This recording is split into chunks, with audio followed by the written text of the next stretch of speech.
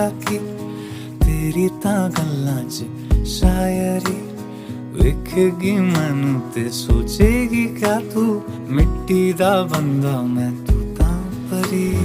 इश्के दी गलियां च खोया है दिल वे आस लगाई के जाए तू मिलवे कोल तेरे मैनू आन दे सोनी करा मैं कितने जतन सोनी दूरों दूरों मैं वेखां तैनू